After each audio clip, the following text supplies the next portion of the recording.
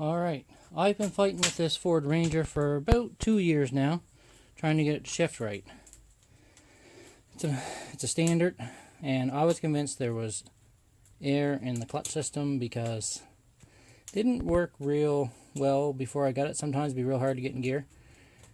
And the clutch went on it, or actually the slave cylinder went on it, and I replaced everything.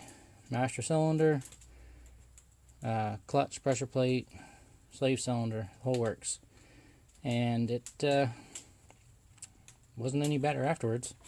I mean, the slave cylinder went and it just stopped working, but after I replaced all the parts, it didn't work any better than it did before that went. So this is your master cylinder. It would set in the, well, it sets in the truck this way. There you go.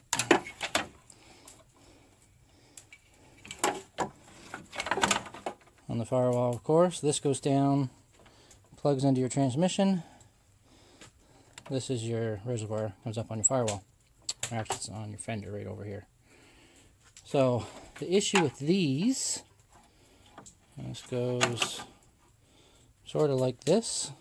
Anyway, it's this loop. It's possible to get air trapped in here, however that goes. Can't remember just how. It only goes in one way. So I was convinced I had air in that. I thought when I plugged everything together, the air went up and got stuck in there. I did bench bleed this before I put it on, and I've had it off twice. I've even pulled this apart to try and get air out of it. I'll try and demonstrate a little movement. You can see there's about 1/8 of an inch, which is what you're supposed to have. That wasn't the problem. I've been stuck on that for 2 years. I tried to get this apart a while ago. I couldn't get the other transmission, so I took it apart there. But this was half disengaged, and it popped out going down the road. So I drove home again with no clutch. And since it was popped out, I wanted to get this out and look at it. Not the problem. I did, however, while I was getting this out, notice something. So this is the brake and clutch assembly. Now I've already removed the pedals. It's quite easy to do because it was broken. As you can see, it's been broken before, and somebody's cobbled it up. There's JB Weld there, there's a bolt on it. There's a copper bushing in here. Over here we have a brass bushing. Right here, and it's not in very good shape either. So apparently these wear out. I didn't know that till earlier today. So if you look at the mechanics of this, try that again. Master cylinder slips in here. There's a little wafer washer on here. So to get it out, you have to push it in about 1/8 of an inch. Then you make 1/8 of a turn and then pull out. But you can see that from here to here is the stroke on your clutch.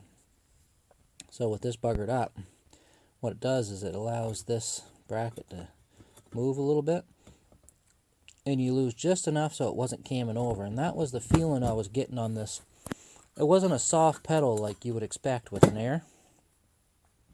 It was stiff all the way down. Now usually with a clutch pedal it'll be stiff, and then at a certain point it kind of cams over and gets real easy. This has always been, hard to hold down at a traffic light. So I gotta go get another one of these. So the symptoms were very similar to one that had air in it.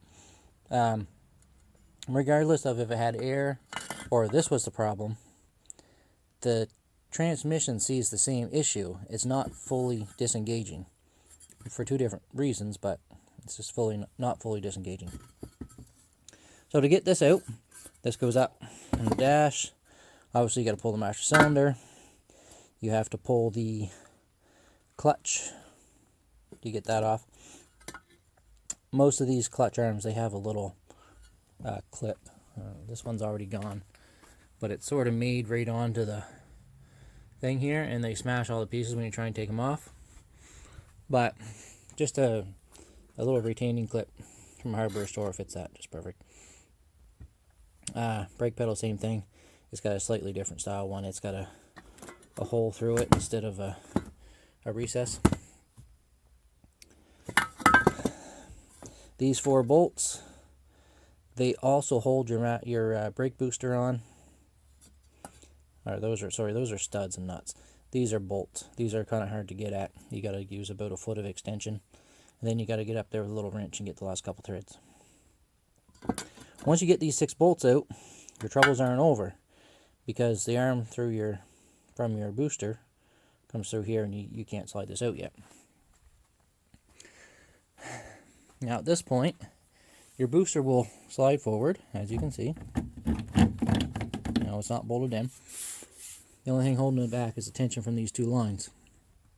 So you got to pull these out. You got to pull this forward, and you pull that bracket out.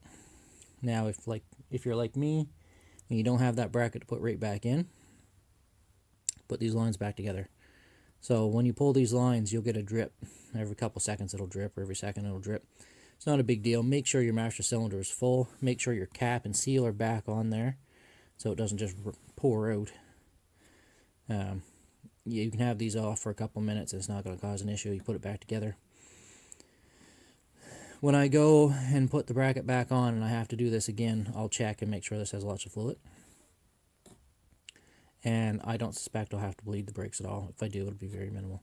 I'll bleed them from the bottom up, and I'll push fluid this way up. Yeah, so this doesn't seem to be a very well documented problem. The issue with this truck, or the symptoms I should say with the truck, was stiff pedal, clutch pedal, difficult to shift between first and second, or just get into first or second from neutral, a little picky going into any gear, and forget about fourth whatsoever. I get it in fourth gear about once a month, which causes a lot of issues with fuel economy, because you're over revving in third and then kind of dragging in fifth. This is a 2.54 cylinder, but this would be the same for all of them. So yeah, you Google those, and everything you come across tells you you've got air in there, and all kinds of different videos on how to pinch bleed that, and that was the problem. So now I got to find another one of these. Is worth mentioning. Now this isn't something that anybody could do or would be willing to do. You might not even think it's a good idea.